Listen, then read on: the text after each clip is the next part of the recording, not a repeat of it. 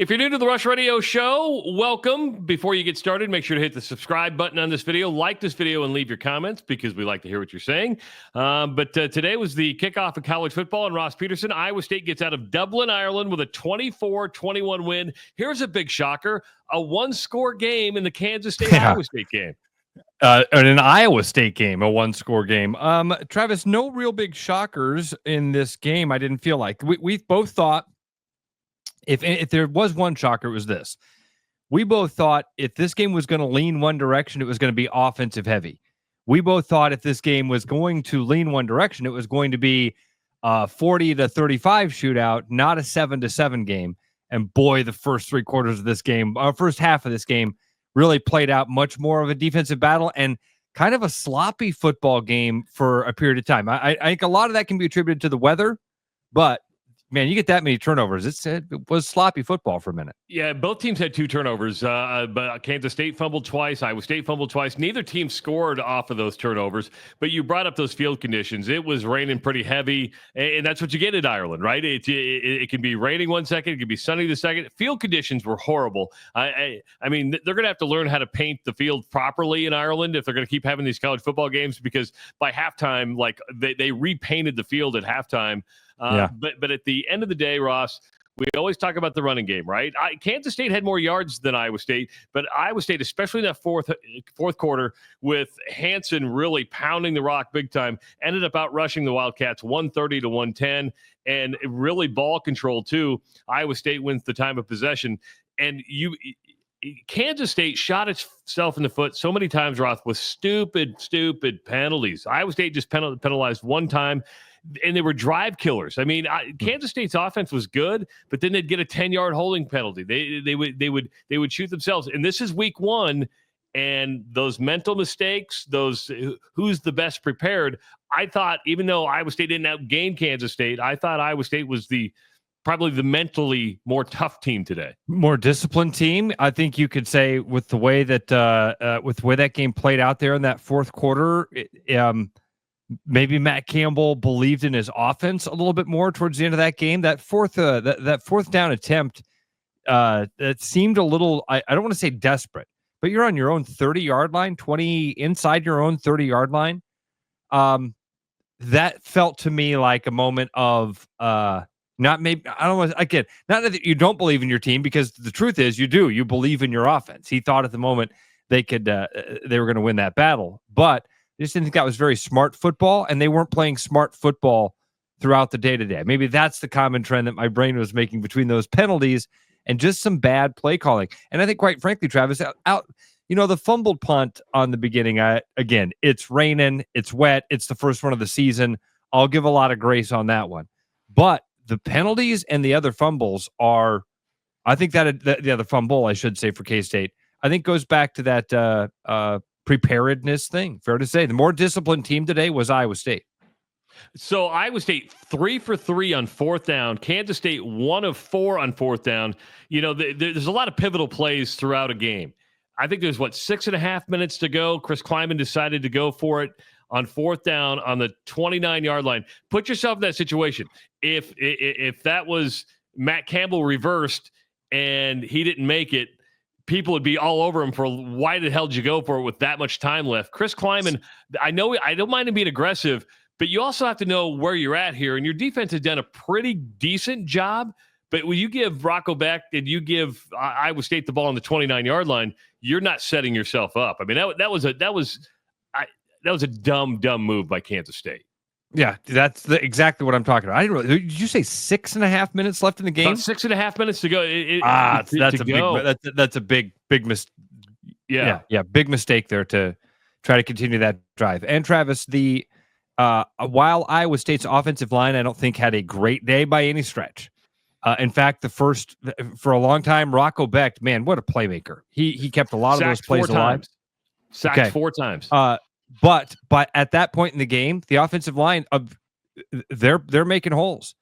Why do you think Hansen wasn't playing as much? Because, man, he had some really nice carries early on, ended up being one of the difference makers late, makes that great play near the goal line, almost makes the game-ending touchdown. But dives just short. They talked about it a little bit on TV, and I could buy into this theory, and that is it's the first game of the season. You could be in the best shape you want, but think about it. He played the first quarter, and he played the fourth quarter.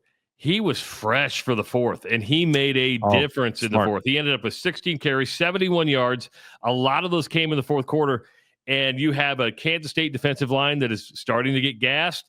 He was able to carve them up. I don't know if that's the case or not. We are recording this before Matt Campbell actually gets up and talks about it, but that makes perfect sense. Sama did okay, but Hansen was the difference maker. And Rocco Becht, of course, you give him short yardage situations. And we saw it on the first score of the game. And really, when Rocco Becht and that offense gets in a groove and in a rhythm, they're tough to beat. They just had a hard time finding a rhythm throughout, a consistent part of that game. Rocco's stat line, Travis, you have to watch him.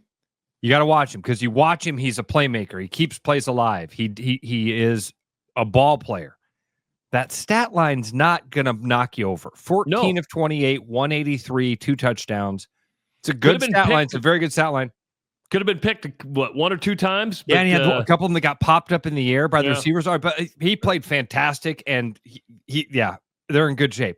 Let's go through some of the things that we thought were question marks. First of all, we both, I think, would agree, running back by committee, or however you want to call it, Hansen Sama did a fantastic job as a 1-2 punch. Even with Abu Sama's fumble on the pitch near the goal line, got to be happy with the running game, right? Yep. 40 carries. So you go for 132 yards against a pretty good defense. So I would be happy with that. Okay, wide receivers. That was the biggest question mark. Ton of stuff you're going to have to replace. What did you think of the wide receivers as a unit? I thought Eskilsson did very well. That I thought Burkle did very catch. well. So it's going to be a work in progress, but you play a top 20 ranked team, and he hauls in 3 catches for 46 yards and a touchdown. I'll take that in week 1. Yeah. And Bramer was good late too. I mean, he's just a beast. And you can see you can go to him in those key situations. Yeah. I have 2 concerns maybe. The defense for the most part did a really good job. Still gave up 383 yards. So how's that defensive backfield going to be? Yeah, that's why I wanted to go through the defense and those groups too, because defensive line, there was high expectations. Linebacker, there was high expectations. Secondary, I feel like, is where the biggest question marks were for this team. And I think it played out that way. Defensive line looked good early on, had its moments. Linebackers did their job. I felt like the secondary played better. I shouldn't say that. Secondary made some great plays. Jamison Patton comes up, makes that huge 4th down stop on Johnson, but they also got burned and took a couple bad angles on some of those big plays that K-State was able to uncork. Well, I'm looking at the top 4 rushers for Kansas State, and even though Kansas State was held to 110 yards rushing, every one of their rushers, Ross, had a carry of 10 yards or more. And we talk about giving up those big rushes. Jackson had a 17-yarder. Brown had a 33-yarder. That was on I believe, the Wildcat, where they went deep in the first quarter. Johnson had a 10-yarder. Rice had a 10-yarder. So that running game, are they going to continue to give up big runs? Because teams are going to continue to run the football against this Iowa State team. The only question mark I had on offense is still that offensive line. Pass protection was weak at times, but then it was good at times. The run game was good at times. It just wasn't consistent. But again, this is week 1. That's why there's no fire. The good thing is we're coming out of this. There's no fire alarms, and right? It's a win. It's a conference win against a ranked opponent. There is absolutely nothing. And that great perspective on that, Travis, for every Iowa State fan. As you watch this game or watch it a second time or get a little bit critical as you move towards into this season, week 1, all of the other things that involved with this, lots of travel, all sorts of distractions. They went out, they got a W, and most of these units, I would say, performed above what your expectation would be. You're right. Defensive line at times, not great. Offensive line would be the one that I think you could say, we were hoping for more. Saw one Iowa State fan tweet something to the effect of, man, this is like 15 years in a row I've been told the offensive line was going to be better, and they're not. I can see your frustration with that, but again, it's a top 25 opponent in the opening week with all these other weird circumstances. I'll give some grace there. Completely different circumstances. And as Brett Bloom, who joined us on Friday, said, the winner of this game, hard to believe in week one, is now in the driver's seat to get to that Big 12 championship game. Yeah. This is how big week one, I'm not going to call it week zero because I refuse to call it week zero. Thank you so much. Is Iowa State now in the driver's seat because Kansas State was that preseason pick to win it all. Great. If you like what we're talking about now, Ross and I are going to be back on Monday morning at 6 a.m. at therushradio.com. You can also find us on our YouTube channel because you're watching that right now. Also, we want you to pick college football games with us all season long. If you go to the comment section, there's going to be a link in there where you can sign up for the Rush Radio Roster Baiters football pool pick. That's right, the Roster Baiters. Football pool pick 'em. That's right. Yeah, That's right. Sign up. We have almost over 100 people in there already. Oh, nice. All right. And the pick'em starts with the games on Thursday, and we'll be going all season long. So we'd like you to join us. Again, we don't know what the prize. We don't know what the prize is going to be, but there will be a prize that may even include a handshake, a high five, or a Roster Baiters shirt. We're working on it. We're working on it. Work our angles. So like this video, subscribe to our channel, leave your comments. Come join us on Monday morning, 6 a.m. at therushradio.com. See you later, everybody.